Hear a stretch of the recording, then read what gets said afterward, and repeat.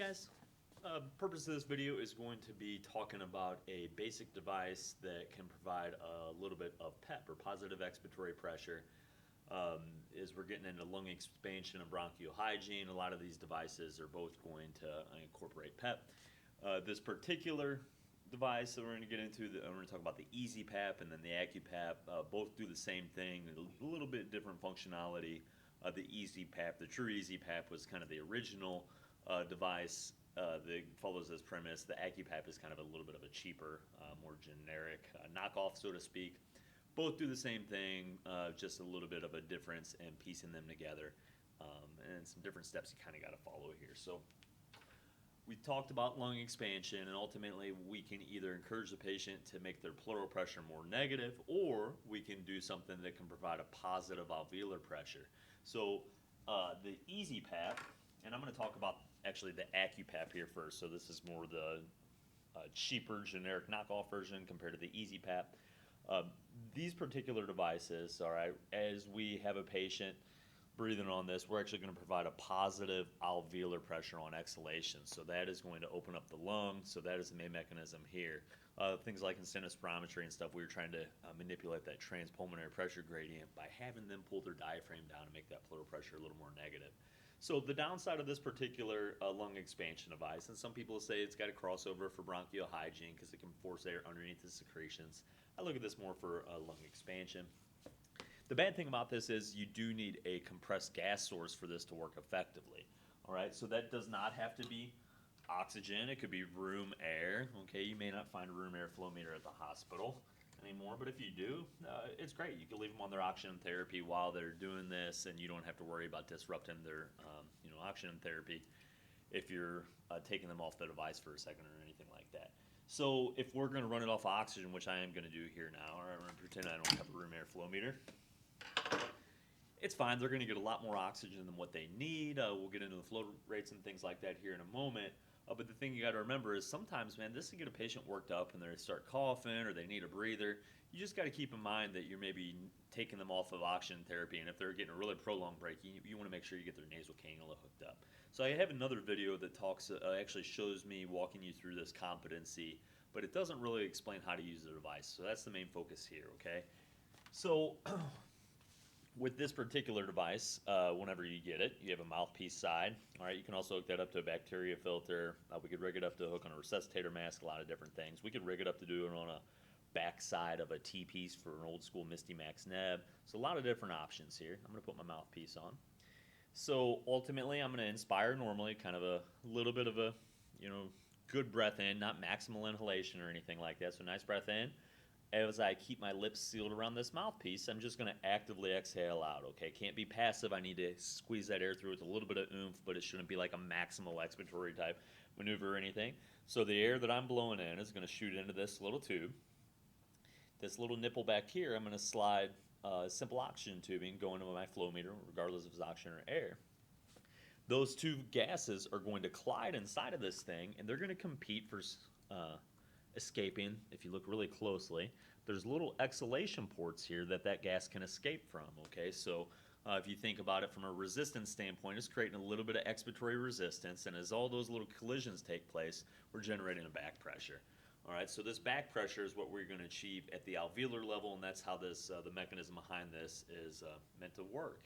So the original EzPAP, all you really had was your mouthpiece and your gas source, and that was it. Now this particular device adds one more thing on to help us achieve appropriate levels of PEP. If you look really closely, there's a little arrow here. All right, I got a little like exhalation diaphragm right there sitting on top of that port, keeping everything closed. And I can actually adjust the approximate pressure level by turning and having that arrow line up with the appropriate number. So I can go from 5 to 20 centimeters of water pressure. As you see, as I actually turn that, and I don't know if you can, how well you can see it on this video, it's putting more or less tension on that spring. So I got a lot of tension on that spring sitting on top of that. It's going to generate more expiratory pressure, so more resistance to exhalation. And that helps us achieve our therapeutic goal, okay? So our goal for all these types of PEP therapy is at least 10 to 20 centimeters of water pressure. But the thing to remember is not just reaching that pressure is going to make a difference. We want to reach and sustain that. We want a really good long expiratory phase. Ideally, if we can get a 1 to 3, 1 to 4, 1 to 5 I to E ratio, spending a substantially more amount of time on exhalation than inspiration, that's our goal there, okay? So we're going to, if I was blowing on this by itself, I'm generating whatever pressure goal I have set here, okay? But you can see I'm not sustaining it. So with this device, this helps us reach that pressure goal, but we really need that flow rate from the flow meter, all right, to help create and sustain that pressure and get a good long expiratory phase. Now, I don't know why this goes down as low as 5, 10 being our goal. I will usually start a patient initially on 10 centimeters of water pressure. Keep in mind some of these patients are frail, they're having some trouble breathing, been through a lot of stuff, so this may easily tire them out. So I try and avoid going with the strongest settings. I kind of gradually work my way up there as tolerated. So let's talk about the rest of this setup here. Now you can see I have a little port where I could actually hook up one of these. So a little pressure manometer. I'm going to scoot this camera back just a smidge so it's not cutting my head off and stuff like that. So I could take this, and it's just a little pressure manometer, all right, and you can see it shows me what pressure I'm actually reaching, okay? So I assume that I'm going to be reaching whatever pressure I have here, but this is helping me truly gauge that I'm meeting that pressure and sustaining it. So the little red piece makes it a little bit easier for visibility. This little black O-ring here, you don't have to have it, but it's easy to kind of set a goal, and you can be like, okay, this is where I want this patient to hit and sustain for a kind of longer expiratory phase. So you can use that little disposable manometer there, or if you didn't have that with this particular device, all we would really do is set our pressure here, hope we're reaching it, and then we're just adjusting settings to get a good long expiratory phase. I'm going to get into that. I'm going to leave my manometer on here. So gas source is going to hook up to the end. I have no idea how much gas it's actually going to take from the flow meter. I always start on the low side. 8 liters a minute is usually a pretty good starting point. Sometimes I'll start out kind of in that 5 to 8 liters a minute. And if you remember that number, that can be helpful because the original EzPAP, you don't need as much flow to reach our therapeutic endpoints as you would with this AccuPAP or whatever, okay? And I'll do a demonstration on that. So you can start somebody at 5 liters a minute of flow. You can start them on 8. There's no problem in starting higher, but we're trying to not scare this patient away with this, okay? So I'm going to start with a pressure of 10. And I'm going to just go ahead and show you what it's like at 5 liters a minute, knowing that that's probably not near enough. So as I breathe on this, once again, I'm set at 10 centimeters, so a good starting point. Kind of nice, easy breath in, a little bit deeper than normal. Doesn't have to be maximal. Doesn't really do anything on inspiration. It's all exhalation. So I'm going to kind of squeeze that air out.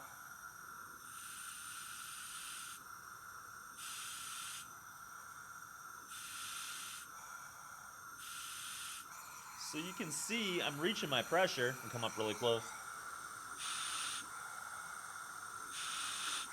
But I'm not really sustaining that pressure, okay? So the first order of business, making sure the patient's actively exhaling. So if you just saw me breathing like this, hey, okay, that's pretty good. Try and make sure you're taking a good breath and try and squeeze that air out. Keep those lips kind of sealed on that mouthpiece. And as I squeeze a little bit harder, I'm going to reach my pressure and sustain it a little bit more. If you really count my inspiratory to expiratory, though, I'm not really sustaining that. I want to sustain this pressure to really get air underneath secretions, go through pores of cone, canals of Lambert, and really get the full benefit of opening up that lung. Some of these collapsed areas might have a little bit of a kind of longer time constant here.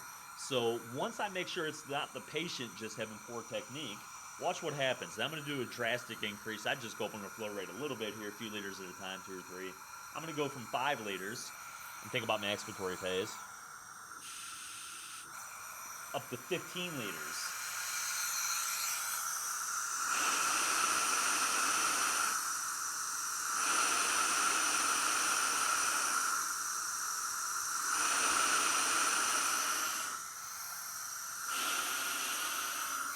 Turn that down for a second. So you can see by going up on that flow rate, it helped me get that longer expiratory phase. So I try and make sure I get my patient's technique optimized at that 10 centimeters of water pressure. Once I feel like I get a good long expiratory phase, it's not tiring them out, I try and make them do like 10 to 20 breaths, okay? Don't be caught off guard. You might have a patient at first that only does 5 and they're coughing and need a break. That's fine, don't push them. It's important that you're monitoring your patient and not overexerting them. So in between these little breaths, so once again, if I'm trying to do 10 to 20 centimeters of expiratory pressure, trying to do 10 to 20 breaths. Let's say I just finished 20 breaths. I'm kind of catching my breath here. You're trying to encourage like some sort of a big deep breath and a cough. See if we can get air underneath some stuff. See if they have any secretions that need removed. All right, so trying to encourage a huff cough. And see if they can get something up and out of there for you. Once again, if you have your patient off of your oxygen therapy during this, okay, keep in mind they're probably getting an excessive amount with this. I was running that on, 15 liters right there at the end. You probably got a little bit of a buffer. But if it's going to be a prolonged break, switching them back over, getting them going on their cannula, again, very, very important. So at this point, let's say I just had a nice big cough and everything went well. I go, okay, how did you kind of feel with that? Are you okay if we kind of crank it up a little bit more? I can see if I can try and get them to go up to 15 centimeters of water. Now, the other benefit to going up on that pressure, and I'll kind of show you the extremes here, simply by putting more tension on that spring, it can prolong our expiratory phase too. So this is at 5, set too low. All right, look what happens, me breathing exactly the same. No flow going through this at all and setting at the 20.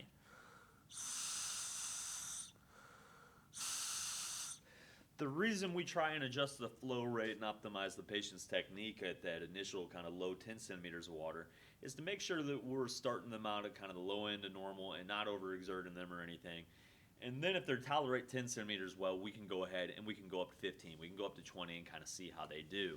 All right, so I always recommend trying to optimize at that low initial entry, setting at 10 centimeters of water, and then kind of going from there. And then the next time we see this patient, maybe this order every 4 hours, 6 hours, something like that, we could kind of make sure we're documenting this, and we could go, okay, I'm going to start you out a little bit higher. You did really well at 10. Let's start you on 15, and maybe it gets to the point where they tolerate 15 or 20 throughout the entire duration. So once again, we are trying to hit our target expiratory pressure, which this helps, okay? But we also want to sustain it for a prolonged expiratory phase and making sure the patient's actively exhaling. If you still aren't getting a long enough expiratory phase, increasing that flow rate up. And you can go as high as 15 liters a minute if you really needed to, all right? You probably just don't want to start everybody at 15. I'm going to run this at 15, and let's say I'm running a higher level of pressure, 20. Watch.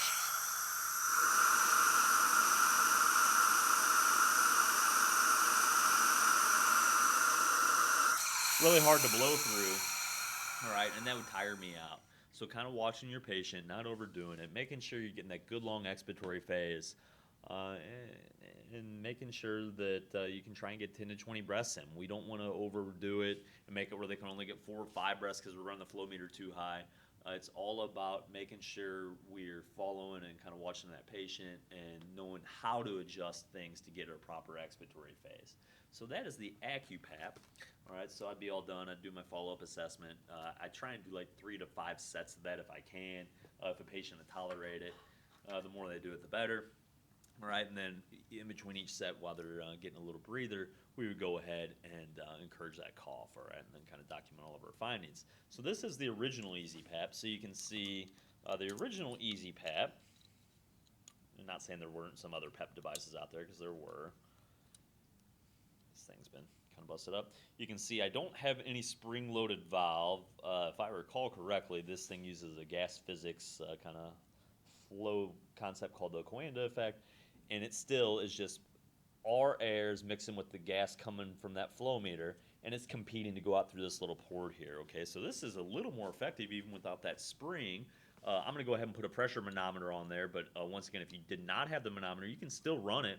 With this, the problem is we don't know actually if we're reaching our pressures or not. So we would be solely basing everything upon really that expiratory phase, and we're increasing or decreasing the flow rate in order to get a good long I to E ratio. So I'm going to use my manometer. I'm going to hook the flow rate up here, and you can see our gas is mixing with their gas in kind of a different mechanism than the AccuPAP. On this one, once again, starting this at 5 liters, let me just show you here. So I showed you what happened when 5 liters on the other one. Watch this.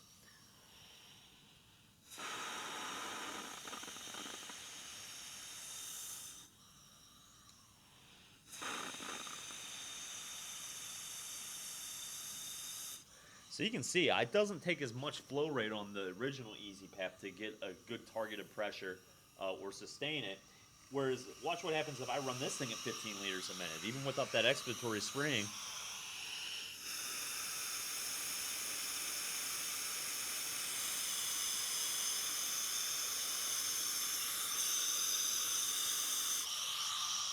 that's way too difficult for me to do, okay? So knowing how to manipulate both of them is very, very important.